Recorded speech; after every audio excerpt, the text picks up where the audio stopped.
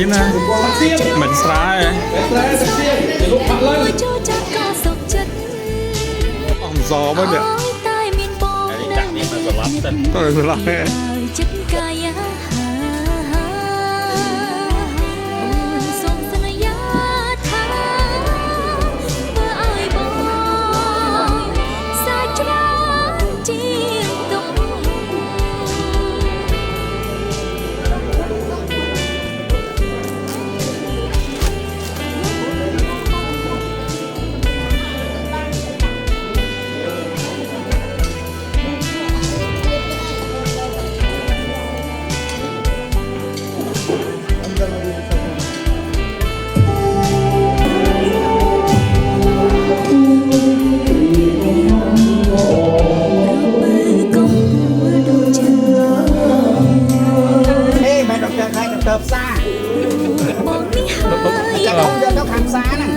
ដុកទ័រផ្សារមិនដុកទ័រខ្វេះទេនេះខ្វេះផ្សារយកណាល្អជាងហើយខ្ញុំនេះក្អកចង់ងំហ្នឹងមើលខ្វេះយកណាល្អជាងពីនេះខ្វេះល្អជាង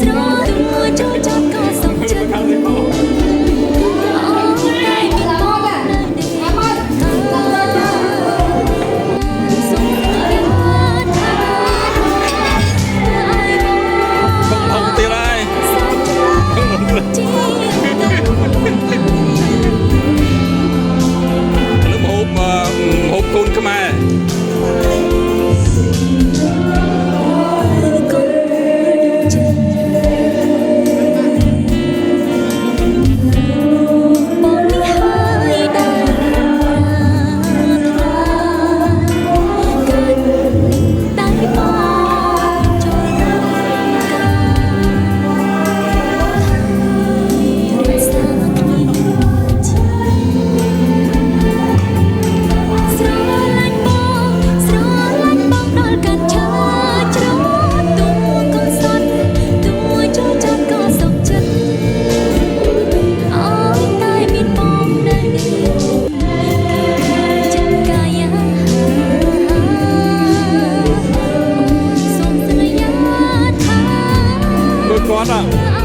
សកម្មអត់មានឈប់ទេតែរស់ល្វើក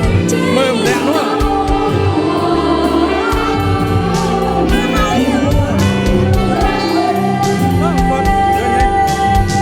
កាត់រយគេទៅរឿងឲ្យមកកំពុងទៅតាំងណា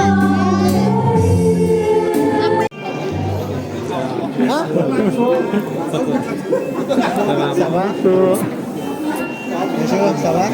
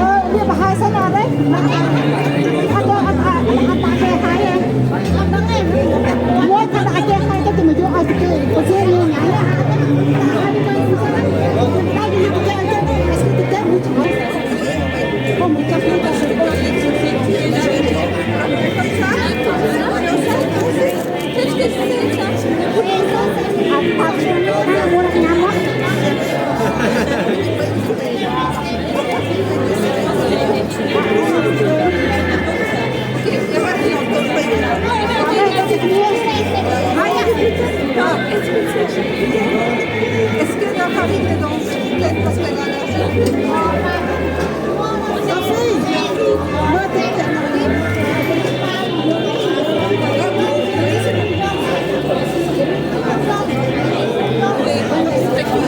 rice.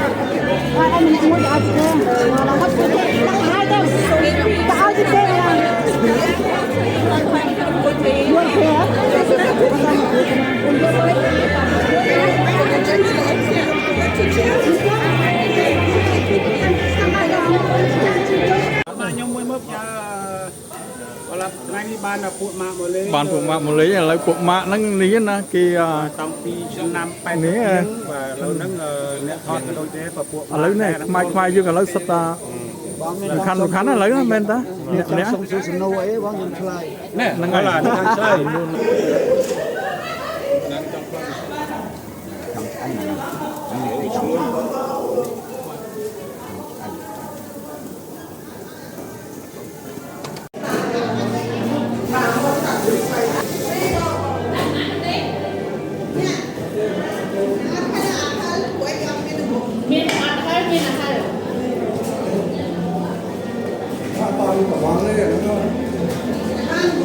hai nè chăm từ tua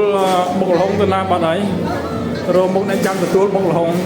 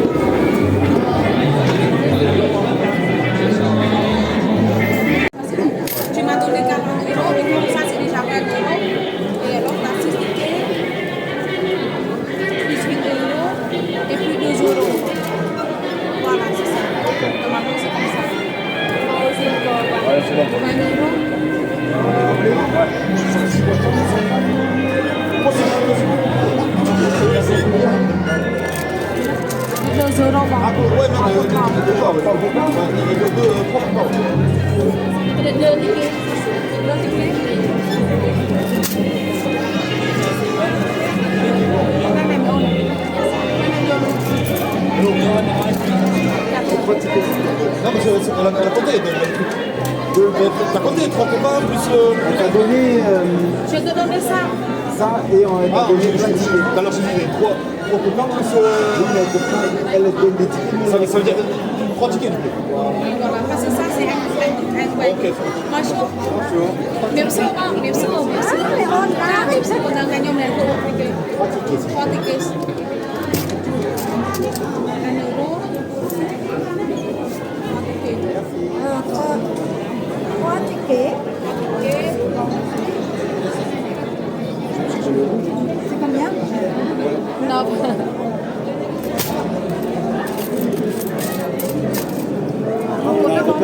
faut faire sous la caméra. On a petit bon. Le caméraman. Bonjour, combien c'est 5 tickets. Il est chiant, hein? Le voleur des images. Le film n'est pas lui, il est pas très beau. Pardon. Comme je suis en train de manger là.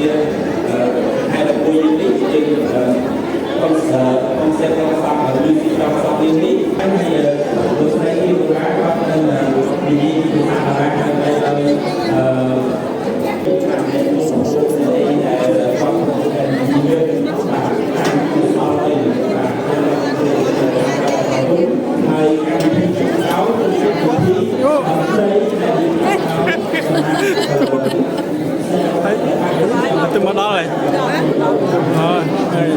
Comme discours en premier lieu, il sera présenté avec nos compatriotes qui parlera concernant nos pays, les défis dans notre pays de Cambodge. Après, nous avons le montage de cette vidéo que notre association a fait ici, sont distribués des denrées aux pauvres du Cambodge. Et après, sera notre soirée, la musique, l'orchestre qui vient de la ville de Lyon, à s'appelle le Train Taïwan. Et avec notre chanteur du Toulouse, de Castor, et le reste, il y a une chanteuse et un chanteur. En tout, il y a 3 chanteurs et une chanteuse. Voilà.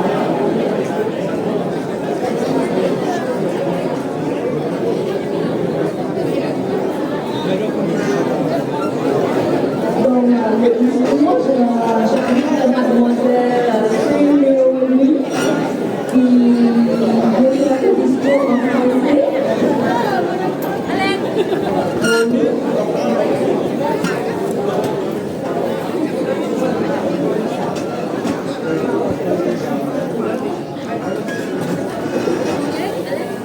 Hãy subscribe cho kênh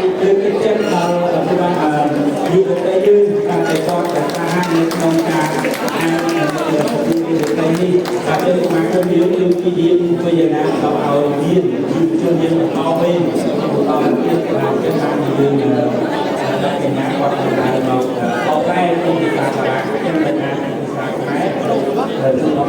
hấp dẫn.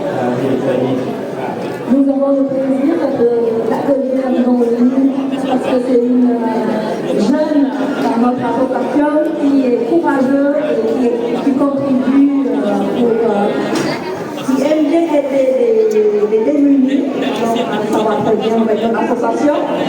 Donc, bravo Nomi, votre première soirée.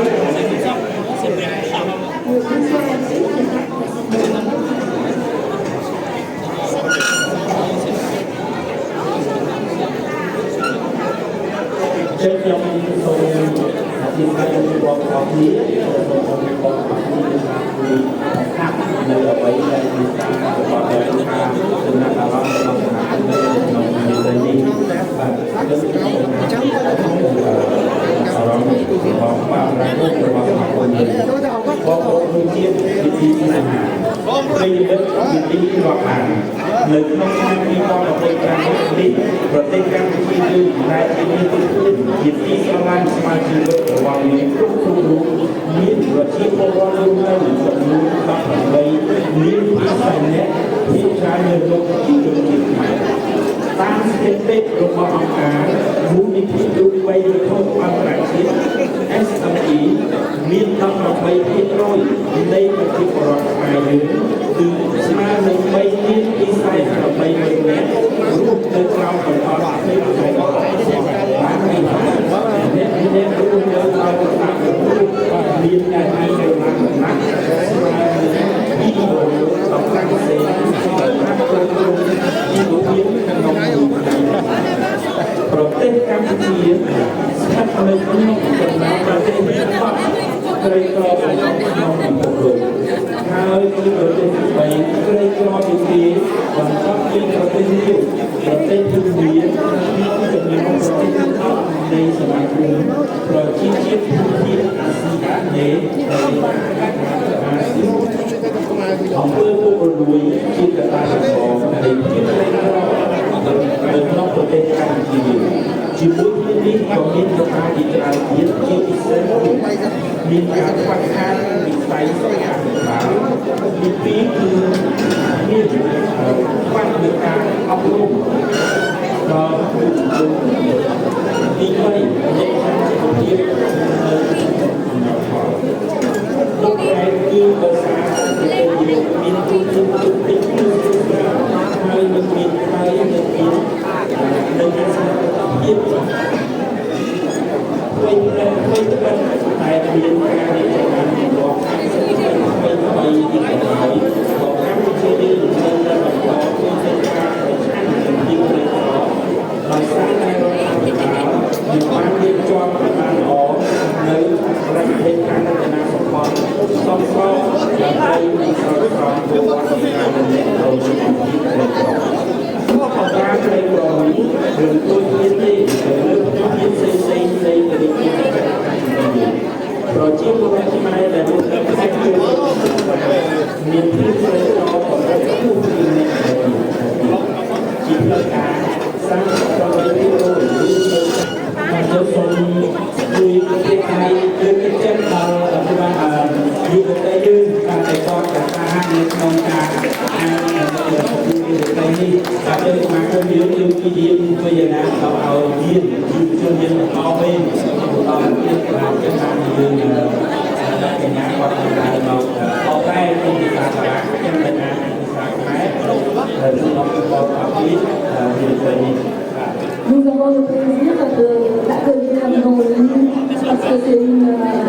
jeune dans notre association qui est courageuse et qui contribue qui aime bien aider les démunis. Donc ça va très bien avec notre association. Donc bravo Nomi pour votre première soirée.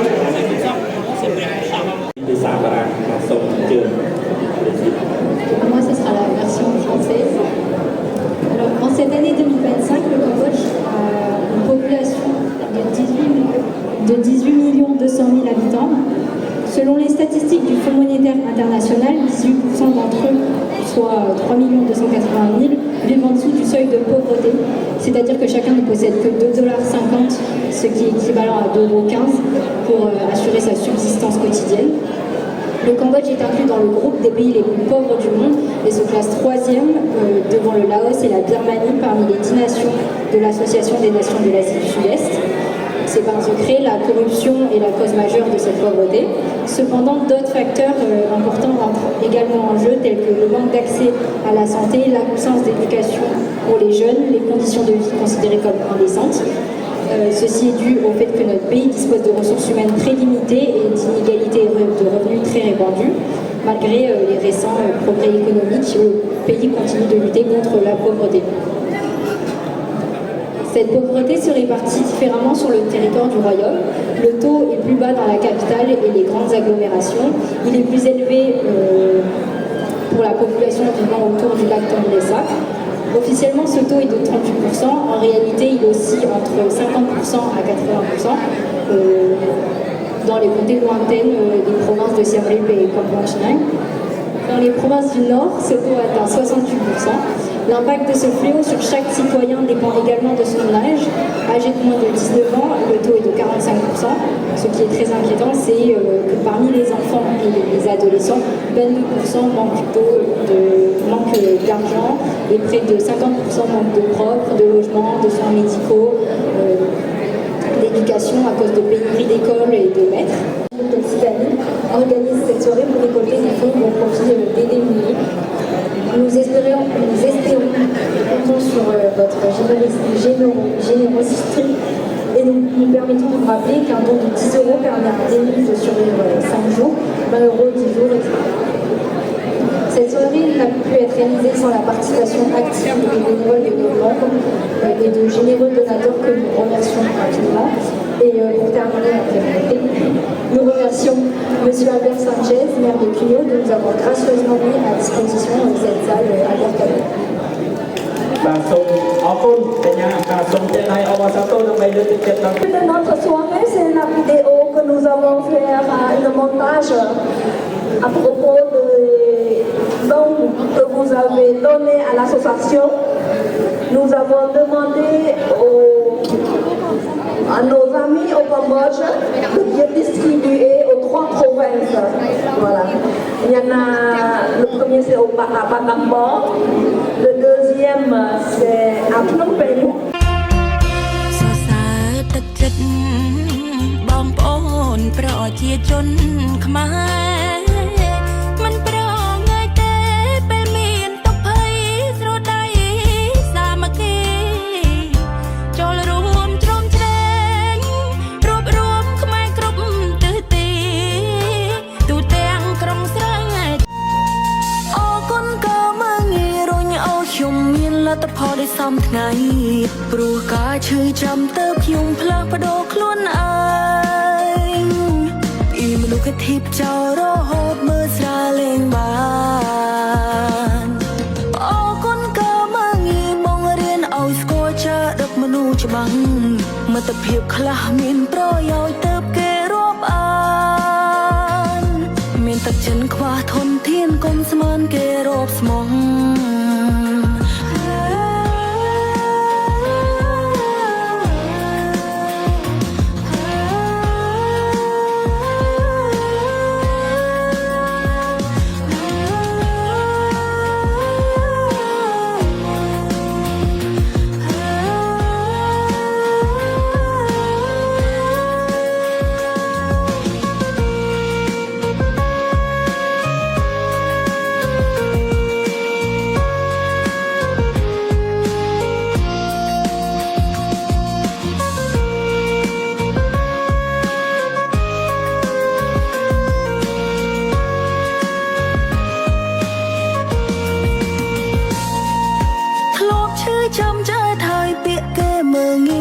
ហើយដេកយំយើងប្រឹងគេថាមិនស័ក្តិសមមិនឲ្យទៅរួមនៅម្នាក់ឯងជីវិតធម្មតាពេលមានគ្រួសារជីវិតរីករាយអរគុណដែរមិនទៅណាឆ្ងាយមិនទុកអូនឲ្យនៅឯកា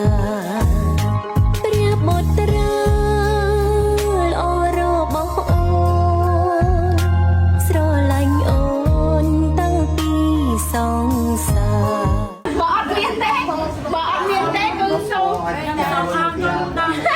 ម ឲ្យពួកខ្ញុំចាដើម្បីបំដោះការខ្វះខាតមួយរយៈពេលដែរសូមអរគុណចង់ពងអត់ទៅទីទីចាយាយសំខាន់ទៅបាច់បាត់អីច្រើននេះ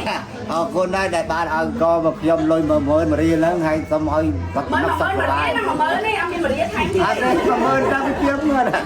មករៀលហ្នឹងហើយសូម10000ហ្នឹងហើយសូមឲ្យសំណុកសុខសប្បាយសុខភាពល្អចាអញ្ចឹងខ្ញុំមានតែប៉ុណ្្នឹងដែរហើយខ្ញុំរំលឹកសូមសំណគុណដល់ក្រុមស្ត្រីនៅស្វីបរ៉ុបដែលបានផ្ញើថវិកាតាមរយៈខ្ញុំចែកជូនបងប្អូនដល់អ្នកខ្វះខាតហើយសូមគោរពជូនពរឲ្យបងប្អូនស្ត្រីលោកគ្រូអ្នកមីងទាំងអស់ដែលនៅស្វីបរ៉ុបសូមឲ្យជួបប្រទេសតែសេចក្តីសុខសេចក្តីចម្រើនរស់ស៊ីទទួលទានមានបានទាំងអស់គ្នាចាសូមអរគុណសូមបញ្ចប់រួបរวมខ្មែរគ្រប់ទិសទីទូទាំងក្រុងស្រីចំការទោះនៅទីណាក៏ជួយឧបត្ថម្ភ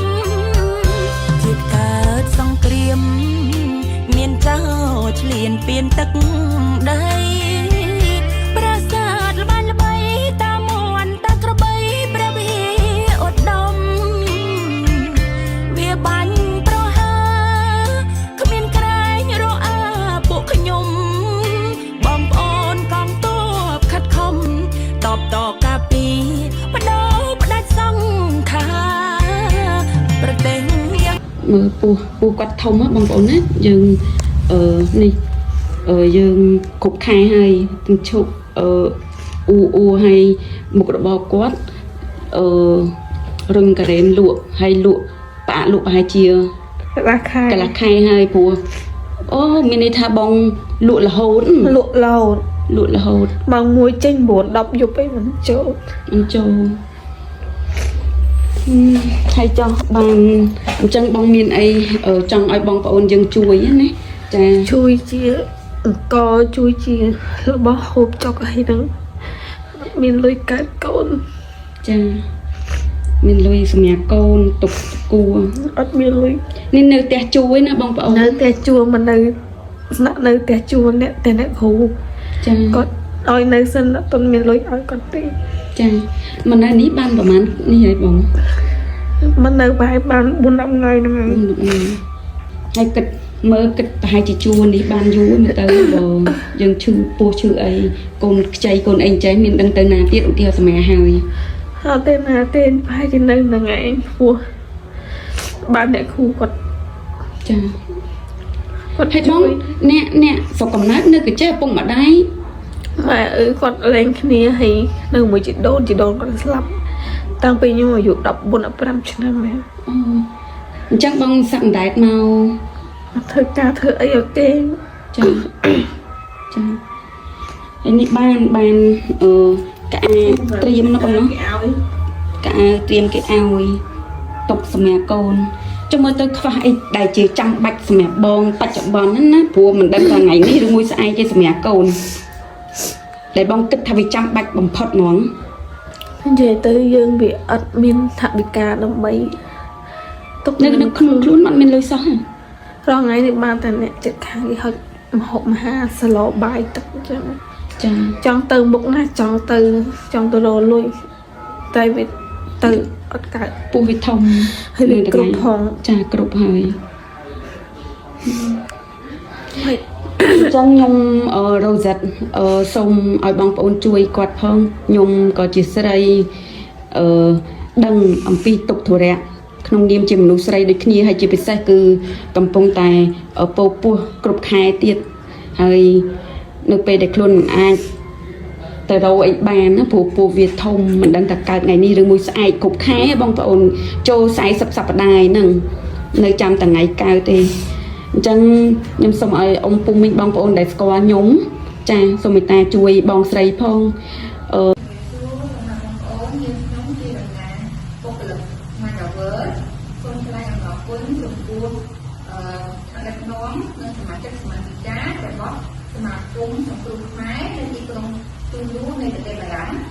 ដែលបានជួយអំណោយដល់ពួកយើងចំនួន30គ្រួសារហើយក្នុងគ្រួសារបានអង្គ50គីឡូទីមកកេះទឹកស្អីមួយយួរទឹកត្រីមួយយួរហើយ មាជិកយើងពីរនាក់ទៀតដែលមានជំងឺគឺគ្រូបានថវិកាចំនួន100 ដុល្លារហើយយើងខ្ញុំសូមថ្លែងអំណរគុណអ្នកជាច្រើនចំពោះទឹកនាំនិងសមាជិកសមាជិការបស់សមាគមខ្មែរសង្គ្រោះខ្មែរនៅប្រទេសបារាំងដែលបានជួយដល់ពួកយើងក្នុងគ្រាដែលលំបាកនេះដែលយើងកំពុងតែតស៊ូមតិជាមួយនឹងក្រុមហ៊ុនយៈហើយក៏សូមជូនពរឲ្យពួកម៉ែបងប្អូនទាំងអស់ជួបប្រទះតែសេចក្តីសុខជាឆាប់ឆ្ងាយពីគឺឆាប់ទាំងឡាយទាំងអស់ ជំរាបសួរហើយក៏សូមថ្លែងអំណរគុណទៅដល់បងប្អូនដែលសមាគមសង្គ្រោះខ្មែរនៅទីក្រុងទូលូសនៃប្រទេសបារាំងដែលបានជួយឧបត្ថម្ភជាស្ពានតាមលោកគ្រូរំឈុនហើយអញ្ចឹងយើងមានតាមរយៈដៃ10អរគុណទៅដល់ពុកម៉ែបងប្អូននៃសមាគមសង្គ្រោះខ្មែរទីក្រុងទូលូសនៅប្រទេសបារាំងហ្នឹងដែលបានជួយឧបត្ថម្ភមកលើពួកយើងដែលជាពលករដែលតវ៉ាអស់រយៈពេល7-4 ឆ្នាំនេះហើយយើងមានតាមរយៈដៃ10អរគុណនិងជូនពរបងប្អូន សមាគមសង្គ្រោះខ្មែរទីក្រុងទូលូសនេះប្រកបដោយសេចក្តីសុខនិងសេចក្តីចម្រើនហើយប្រកបការងារអ្វីសម្រាប់ដោយសេចក្តីប្រាថ្នាសូមអរគុណ ប្រទេសយ៉ាងតូចកំសត់រហូតមកហើយផ្ដេចឡើយខ្មាំងសត្រូវអើយនៅតែប៉ុនបងប្រាថ្នាបំពេញឥតឈប់តាំងពីចំនួនដូនតាចាំបានឥតខ្មាំងម្លេះណាពួកអាចោសៀមសាមានបងប្អូនខ្មែរឆន្ទៈយើងល្អប្របីទោះឈឺចាប់ក្រៃប៉ុន្តែស្មារតីនៅទប់ទល់បានធ្វើមូលនិធិជួយដល់ប្រជាភាពប្រានក្រោកឈរគ្មានក្មេងក្លាហានទន្ទិញក្នុងចិត្តខ្មែរស្រឡាញ់ខ្មែរ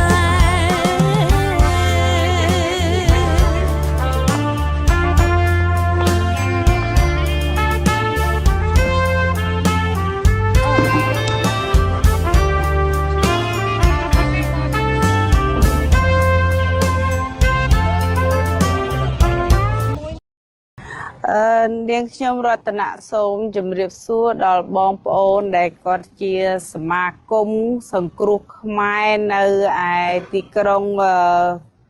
ទូលូសនៃប្រទេសបារាំងដែលបានជួយជំនួយមកដល់បងប្អូនដែលគាត់នៅក្នុងភូមិព្រៃច័ន្ទដែលជាតំបន់ដែលបងប្អូនខ្មែរទូទាំងពិភពលោកបានដឹងថាថៃបានរាយបន្លាលួសលើតំបន់ក្នុងភូមិព្រៃច័ន្ទឃុំអូបៃជាន់ខេត្តបន្ទាយមានជ័យនេះចាស្រុកអូជ្រៅអញ្ចឹងនាងខ្ញុំក៏បានយកជំនួយសមាគមសង្គ្រោះខ្មែរដែលនៅឯប្រទេសបារាំងយកមកចែកជូនបងប្អូនដែលគាត់ជាអ្នកយាមកាមហើយបានផ្លាស់ប្ដូរវេនគ្នាដើម្បីជួយគេហៅថាជួយការពារគ្នាទៅវិញទៅមកដើម្បីកុំឲ្យមានការឈ្លានពានអំពីថៃបន្តទៀតនៃការរាយបន្លាលួសអញ្ចឹងនាងខ្ញុំក៏បានបកគលសម្ភារៈដែលបងប្អូនតម្រូវ50គ្រួសារចាដែលមានក្នុងមួយគ្រួសារអង្គ50គីឡូមីមួយកេសទឹកស៊ីអ៊ីវមួយយួរទឹកត្រីមួយយួរអញ្ចឹងខ្ញុំចង់បញ្ជាក់ជូនទៅដល់បងប្អូនដែលជាម្ចាស់ជំនួយទី1ខ្ញុំឲ្យក្នុងនាមលោកគាត់ជាអាជ្ញាធរនៅក្នុងដែនដីឃុំអូបៃជាន់ចាដើម្បីឲ្យជួយរៀបចំឲ្យបងប្អូនដែលជានៅរស់នៅក្នុងព្រៃច័ន្ទមែនទេលោកពូចាអញ្ចឹងខ្ញុំគ្រាន់តែបញ្ជាក់ជូនទៅដល់បងប្អូនដែលជាម្ចាស់ជំនួយហើយនឹងបងប្អូនដែលគាត់ជាវិជាការពារភូមិផងគាត់ជាអ្នកស្រុកអ្នកភូមិនៅក្នុងព្រៃច័ន្ទដែលជួយបានជួយបងប្អូនដែលគាត់មានបញ្ហាដែលត្រូវរាយបន្លាលួសពីសៀមផងណាលោកពូចាអញ្ចឹងខ្ញុំបញ្ជាក់ជូនទាំងអស់មានខ្ញុំចែកជូនបាន50គ្រួសារដែលជាជំនួយរបស់សមាគម ចាដែលមានក50គីឡូមីមួយកេសទឹកស៊ីអ៊ីវមួយយួរទឹកត្រីមួយយួរចឹងខ្ញុំជម្រាបប៉ុណ្ណឹងហើយក៏ខ្ញុំអរគុណដែលបងប្អូនទាំងអស់គ្នាចំណាយកម្លាំងចាដែលបានជួយបងប្អូនខ្មែរយើងដែលមានបញ្ហាដែលត្រូវបានសៀមរាយបន្លាលួសចាអញ្ចឹងនាងខ្ញុំសូមបញ្ជាក់បងប្អូនតិចបងប្អូននៅភូមិព្រៃច័ន្ទមែនអត់ចាអញ្ចឹង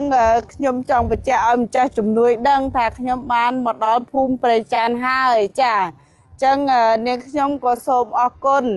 ចាឲ្យអរគុណដល់បងដែលជាអាជ្ញាធរដែលបានជួយសម្រួលឲ្យបងបានជួយចែកជំនួយទៅដល់បងប្អូនទាំងអស់គ្នាចានាងខ្ញុំអរគុណក៏តំណាងឲ្យបងលោកពូចាលោកពូមានពាក្យពេចន៍អីបន្ថែមតំណាងជាបរិបទខ្ញុំមានការខ្វះខាតហើយកំពុងតែមានការភ័យភ័យដោយសារកងទ័ពសៀមណាអរគុណច្រើនដល់ម្ចាស់ជំនួយសូមឲ្យម្ចាស់ជំនួយទាំងអស់មានសុខភាពល្អនិងកម្លាំងមាំមួនជៀសផុតពីជំងឺឈឺស្កាត់ផ្សេងៗបាទសូមអរគុណ